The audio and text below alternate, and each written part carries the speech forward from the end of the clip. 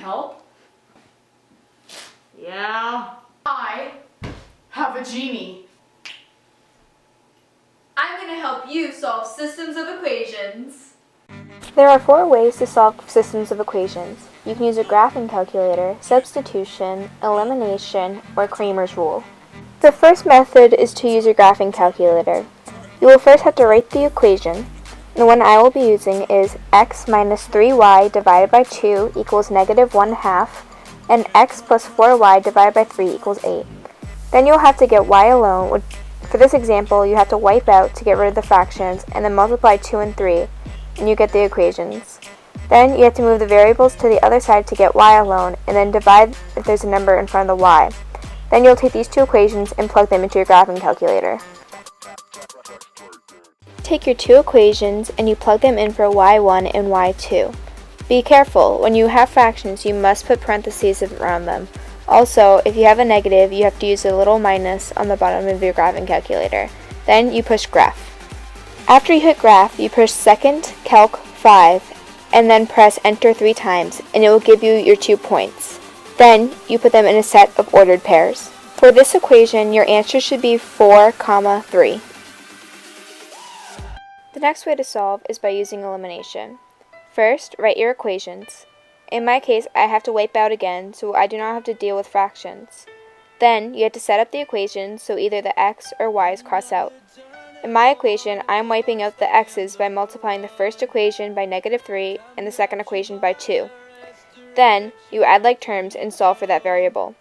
For mine, I got y equals 3.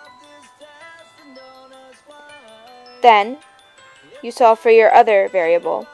In my case, it is x. To solve for x, I had to plug 3 into one of the equations and then combine like terms.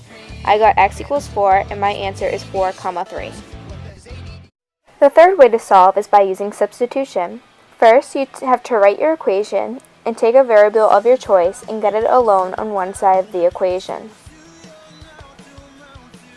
For my equation, I had to wipe out again, and then I chose the x to get alone. Once you get your variable alone, you then sub it into an equation you have not touched. Then you solve for the variable. When I plugged in x, I was really solving for y. Then, you distribute and combine like terms and solve for the variable. For my answer, I got y equals 3. Then, you sub in the variable you just found into the equation you've already altered and solve for that variable. I got x equals 4. My answer is 4, 3. The last way to solve is by using Cramer's rule. First, you have to find the determinant. For my equation, I had to wipe out again to get rid of the fractions. Now, you're ready to set up the equation for the determinant. Reminder, you must always have your equation in the order x, y constant. You set it up in 2 rows of ordered pairs and cross-multiply. Then you take the 2 numbers and subtract them from each other, and this gives you the determinant. For my determinant, I got 17.